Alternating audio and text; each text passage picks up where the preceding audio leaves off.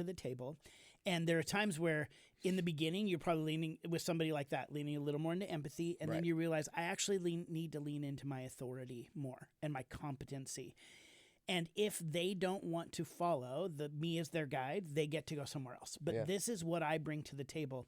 And that's an important piece in the leadership side of things, is you have to understand where your competency lies and you have to have confidence in it. Now, I'll give you an example of where I one time got asked to speak at a workshop, basically, for a company that invests in other companies. They're like a hedge fund kind of, but they're not quite.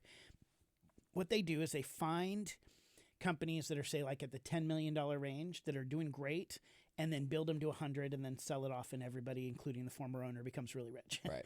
And they pick very few companies and they pick very few executives that they bring in to run the company. So I fly down to Florida. I go into this hotel. There's like peacocks in the lobby. It's like the most audacious lobby I've ever seen. Gold everywhere, kind of thing. And the guy meets me, and who's kind of my host, starts walking me around, and then he starts seeing some of the people who are attending the workshop the next day. And he comes in and he says, oh, so this guy, he used to be the vice president at Walt Disney. And we're really excited because he's taken over this roofing company or something like that. And so he says to me, the guy's like, I'm excited to hear from you. Hope I can learn something because, I built my life on story. And it was like, and I don't think he meant to be a jerk about it, but it was like a little bit like, prove yourself. And I was like, okay. Then the next person I ran into was the former CEO of Xerox. And he said to me, this is probably going to be the most expensive room you'll ever be in. And I was like, okay. And then the next person was the founder of Shutterfly. And he came and he goes, hey, I built a company on story. So good luck. Yeah. Kind of thing. And they were nicer than that, but that's how it came in my head. Of course. They were all just like, no matter how you say it, that's going to come across a little arrogant. So then the next day, I didn't sleep much that night. The next day, I'm getting ready to go be on stage. And the owner of the company kind of comes over to me and is trying to joke around a little bit, but says to me, we've spent a lot of money to have all these people in the room, and it's very expensive. I need you to make this worth it. And he hands me the microphone. Like, this is literally as I'm going on stage. And my hand is shaking. I am just like shaking. I've never been that nervous in my life. And I did a couple things. The first thing is I remembered hearing Carson Daly talk about how he has anxiety, and before he goes on stage, he squeezes his hands together for like 10 seconds till they hurt, and that releases some of the energy. So I did that. If it's something physical to ground myself. And then the second thing is I reminded myself that what I was bringing to the table was a gift, not just from me, but from the people, the owners of the company. They were giving this gift to people. They had the opportunity to receive it or reject the gift. My job was to give it, period. And then the third thing was I reminded myself in that moment that me shrinking did nobody a favor.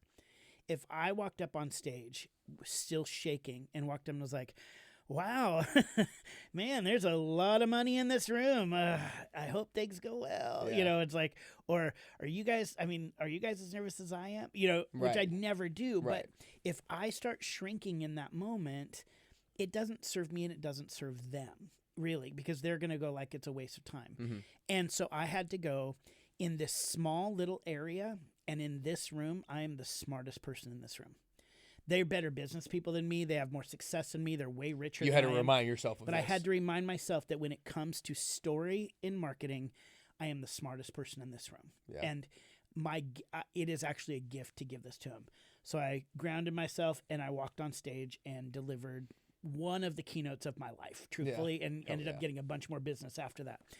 But that's the piece about playing the guide, is that in those moments when, say, like you're talking to somebody who your expertise knows they are just making excuses, and it doesn't serve them or you to let them keep doing that. Right. You have it. If you shrink in that moment to be a people pleaser, or you shrink in that moment because it's an awkward conversation, it doesn't serve you, and more importantly, it does not serve them. So you don't need to be an asshole about it. You don't need to be a jerk, but you do need to be confident in your capability to move them forward in this area. If they're asking you for advice on how to raise children or a longevity of marriage, you like, hey, I'm not a guide in that space. Yeah. They might be smarter than me. We can talk, but we're friends. I'm not their guide in that. But when it comes to their health journey and their exercise and getting ripped, right. I am the smartest person in this room, and it does them no favor for me to shrink in that moment. That's so good. What a story, man. That's just like, I feel like the worst thing that somebody could say to a speaker before, hey, there's a lot of money in here. You got to make it worth it. Yeah, or the worst one for me is be funny. Yeah, because they know I did comedy, so they go like, "Hey, just go up stage and be funny." Did you feel like have you ever felt like in either that circumstances or other circumstances, have you ever had the kind of like temptation to be somebody different? Yes, 100%. Because I know that early on in your career, you came from, like you said, you worked in schools, but you also came in like kind of Hollywood a little bit and TV and film and the improv world, and so like.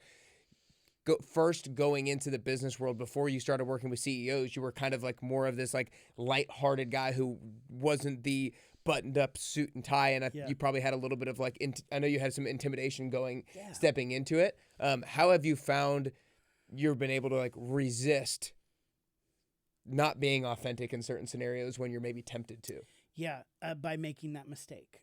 Realizing that doesn't work. It doesn't work for me.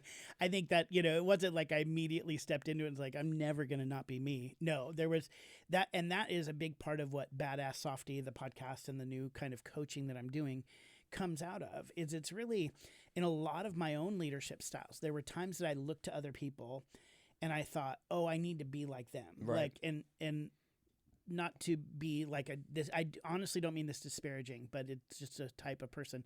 I look at crypto bros and like, they're very successful in their world. And a lot of times I'm like, maybe I should be driving a Ferrari too, like, and I'm kind of like in that space.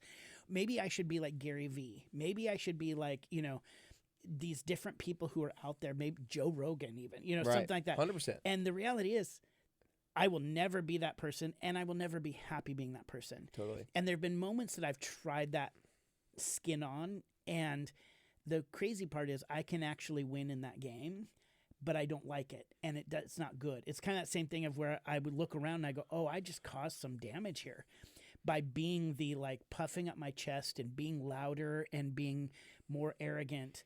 That actually hurt me and hurt others. Well, and the inauthenticity isn't sustainable because then you have to remind yourself to show up like that in every scenario instead of just being who you are.